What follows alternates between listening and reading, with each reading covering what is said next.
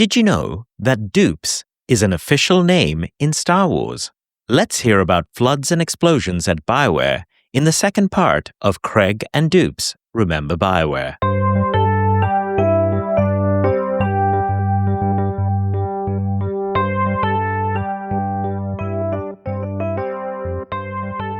Hello, welcome to Tales Under the Cat Tree.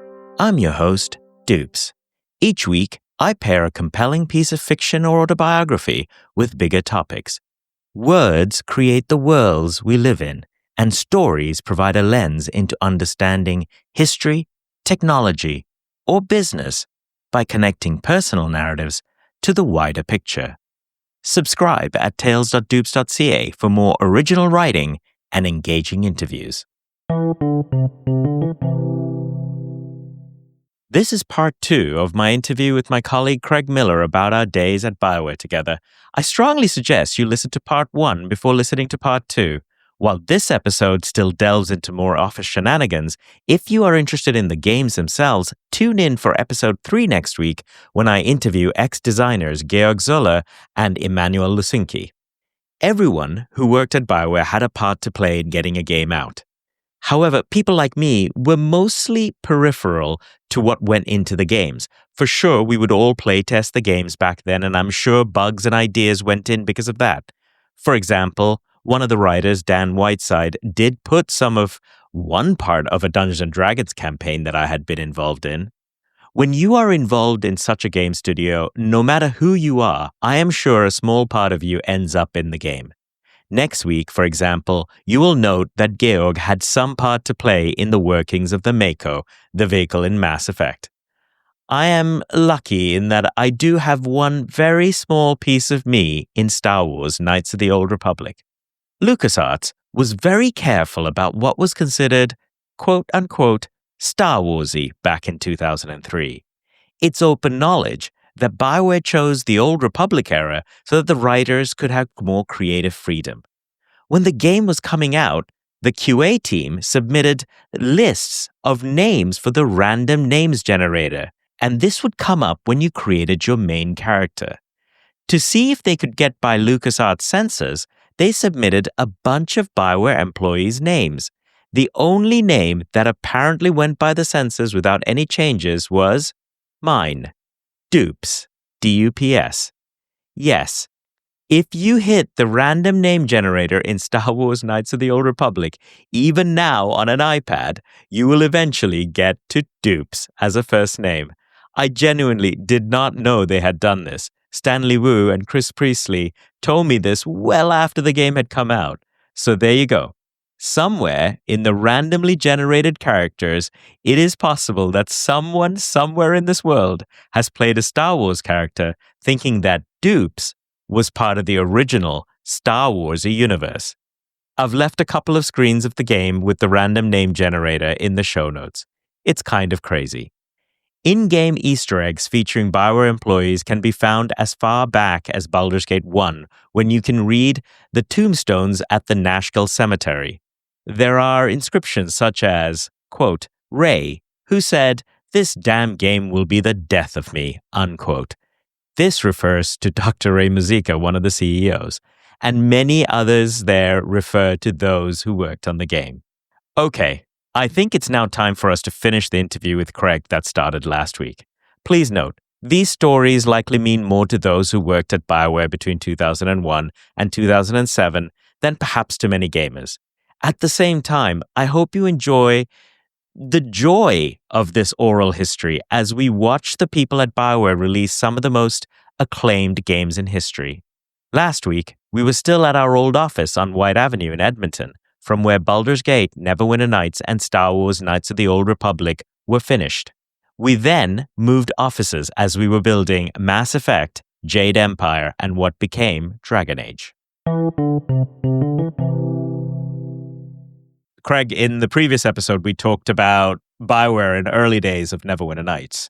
And Neverwinter Nights was pretty much shipped out of that White Avenue office. And then after that, we ended up moving. Yeah, I don't exactly remember when. I think, we built out the space sometime in 2004 and moved in 2005, or it was all in 2004. It was 2004 because I was away for some part of it. Yeah. Yeah, so we'd outgrown that space, electrical wise, air conditioning wise, and just the space for people. It was a great location. Proximity to entertainment and White Avenue and stuff was amazing, but the building was not. So anyway, and so how do we move this stuff in 2004 when the things like Cloudflare and Google Cloud and all the great things we have today, still don't exist. We're moving stuff piecemeal. We moved a couple things. And then this one day, the other desktop support fellow, Chris, who was one of Greg's brothers, he arranged a truck. I don't remember if you were there on that day, Dupes, with the diesel burning truck with the lift gate that didn't have enough energy to lift itself with a couple servers on it. But we moved everything. We had a minor outage. There was a hole in the exhaust system or something. It was just pouring into the back with us and having to help hold up this lift gate and, moving stuff like that. And then bringing them in and hooking them up and again onto more metal racks that Ed helped me build because that's the way we were doing things. And, get it all in, plug it in, and pretty much everything worked. And that was like another amazing BioWare story. Like, how did you do this? How should you do it? What? Doesn't matter. Like, let's just do it. What's the fastest way we can do this? Well, Chris was not allowed to rent a truck again. But yeah, we were getting close to, well, actually, I want to say Jade Empire. But you know what? There's a lot of stories before Jade Empire happened.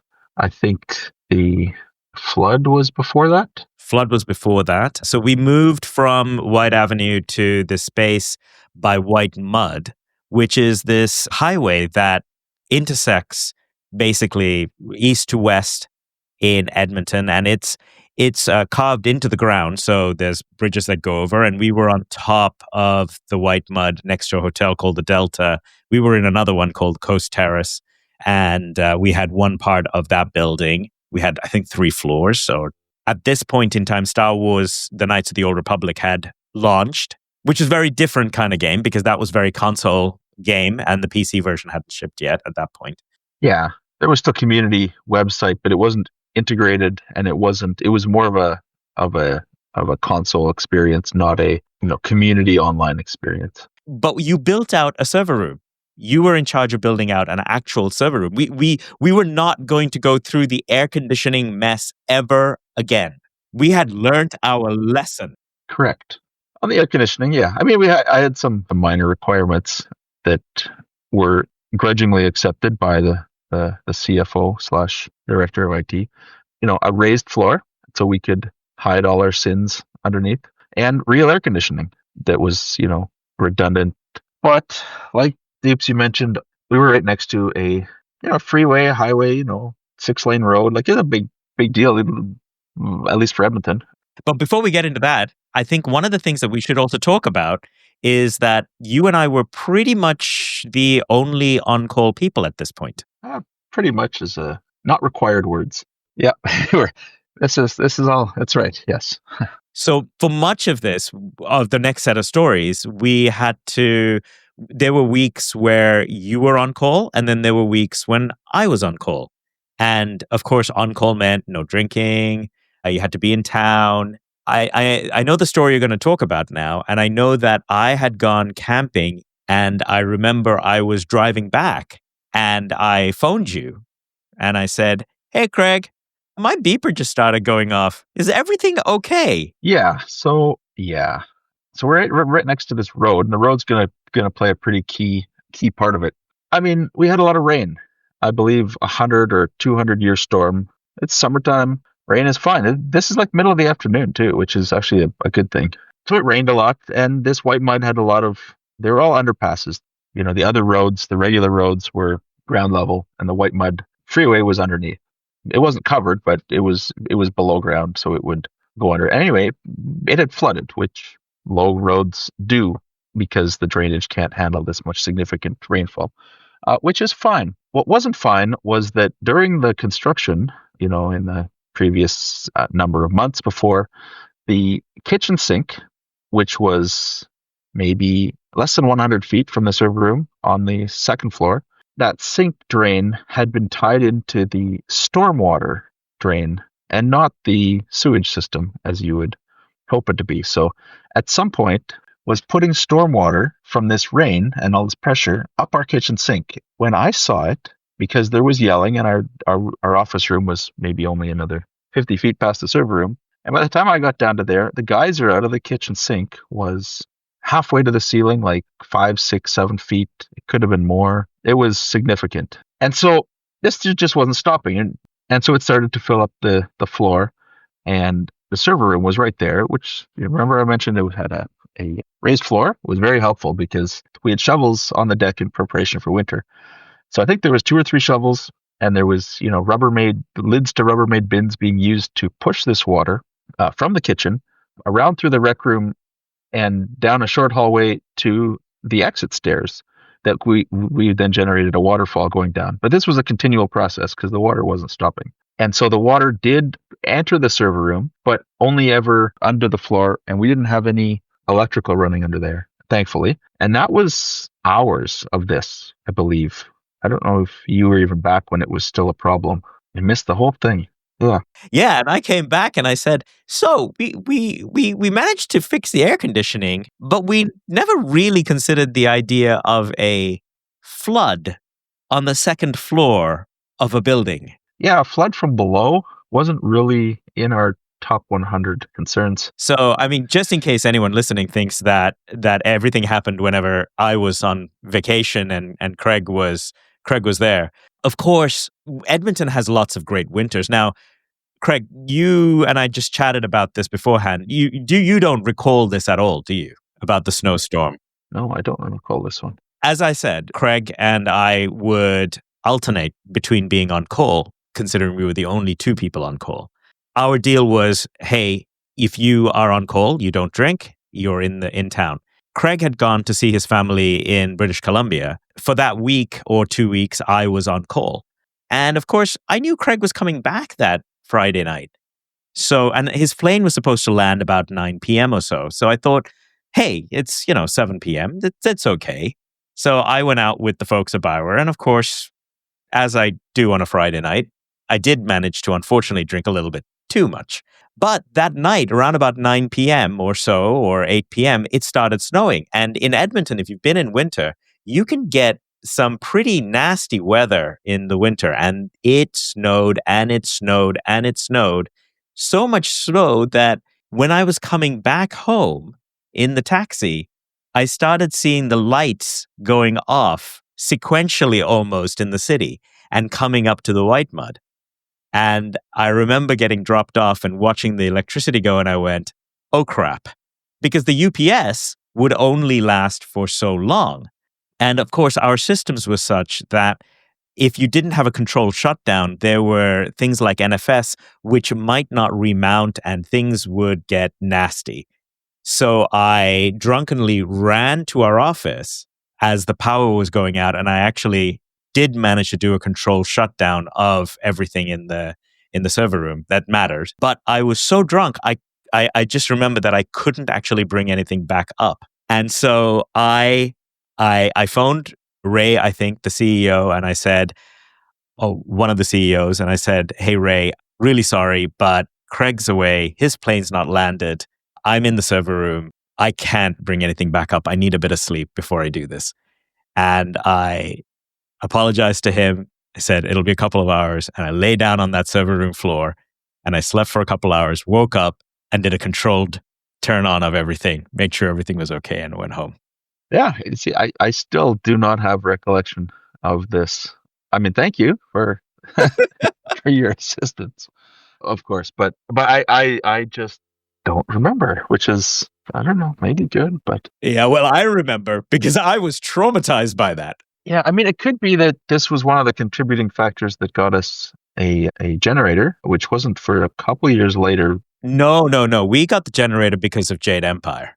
I know for sure. Oh, that's true. There was a couple, maybe then power issues. Edmonton has some, for anyone who doesn't know Edmonton, power is generally very stable. And if you're going to have a power issue, it's going to be like 2 minutes or 36 hours. Yes, we had some power issues there. Let's talk about that Jade Empire thing. Yeah, and I wasn't there because you were there for the incident? I was there in the morning. Yes, because I used to walk to work. And this morning, I was coming over the hill to where BioWare is, and I watched a car hit another car, flip over, and I was like, what the hell is going on? And it just crazy. So I crossed the road, came to the office, and then I heard this loud bang, like a bomb had gone off.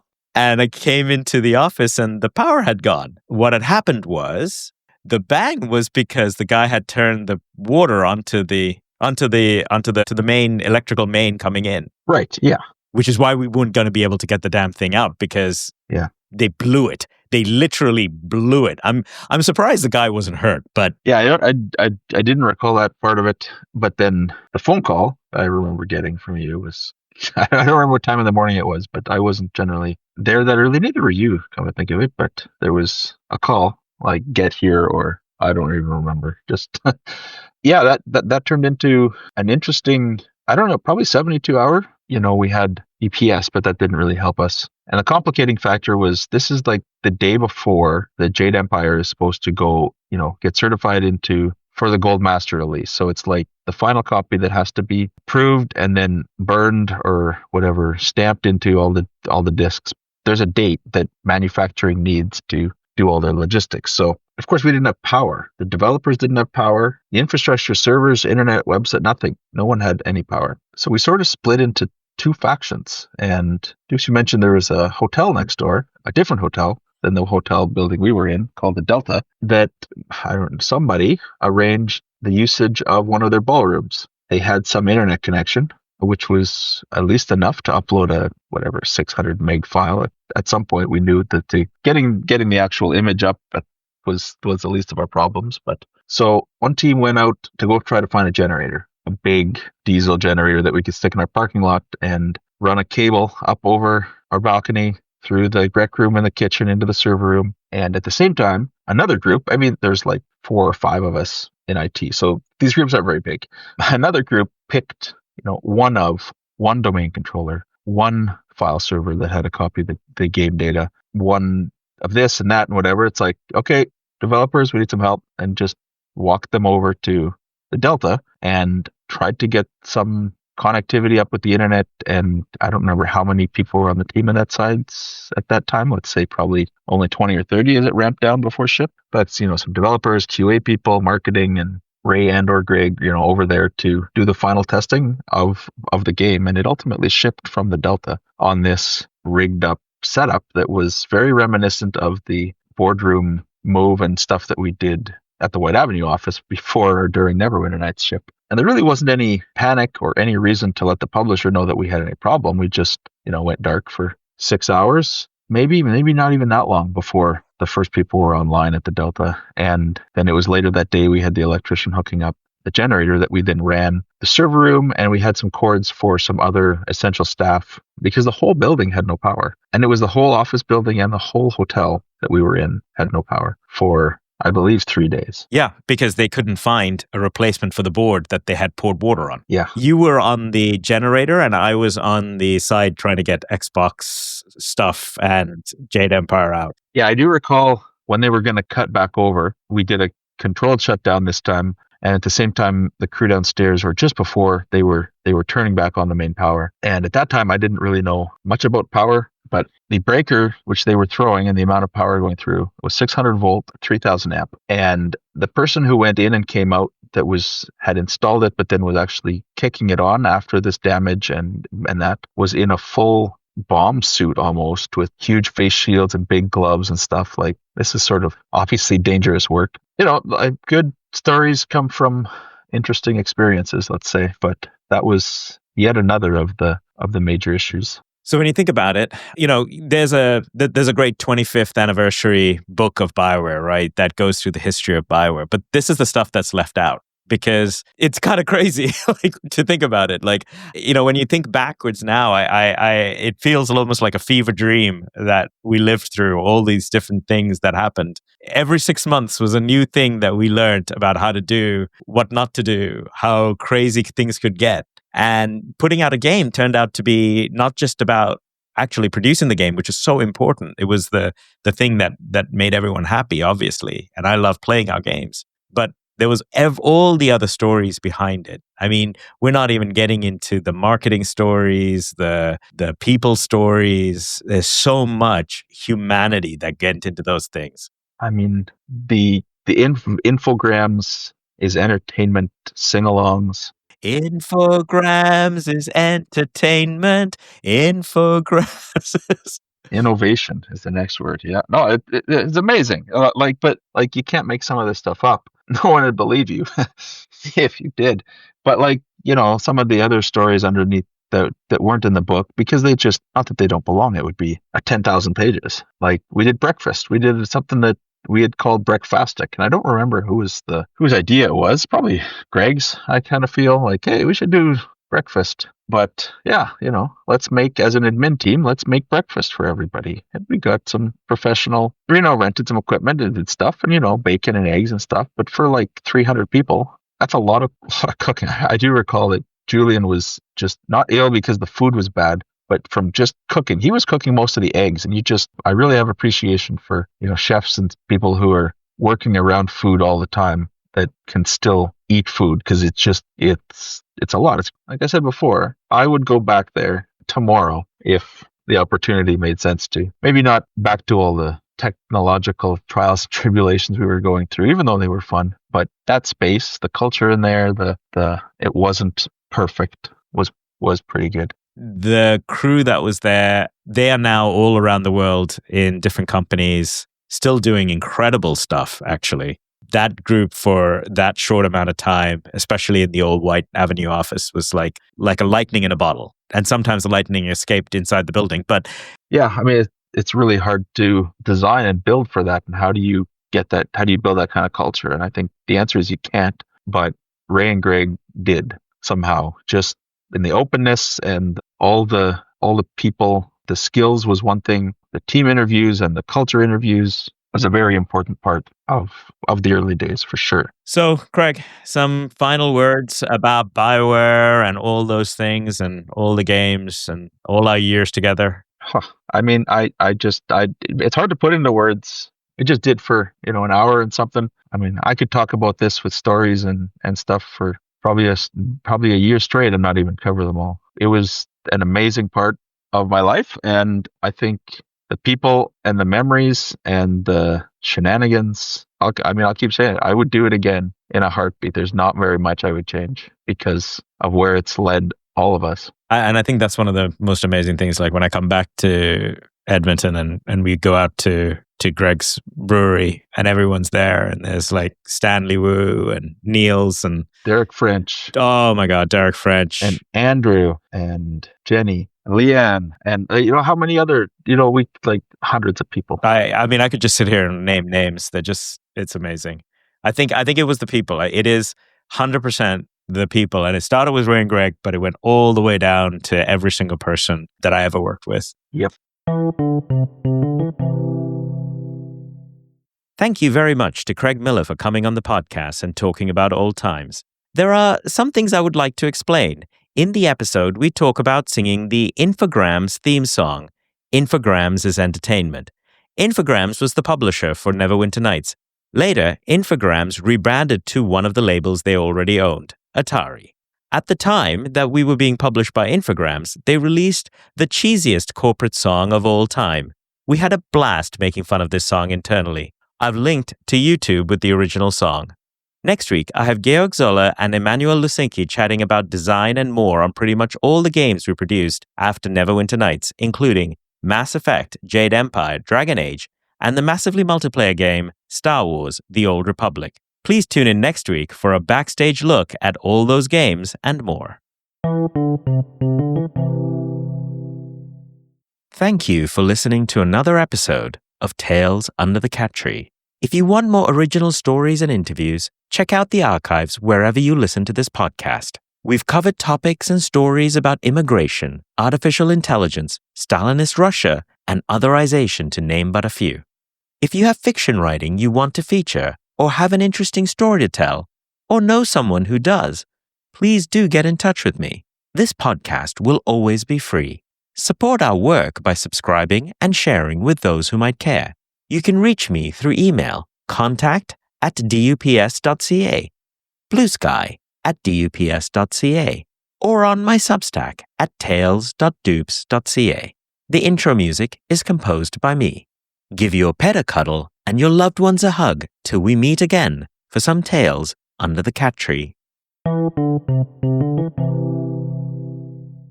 I'd work with any person. Well, I've been working with you for 25 freaking years. That's all I can say. Yeah, as I tell people, for better and worse, it's been a good run. What, are you going to kill me or something now? Can't predict the future.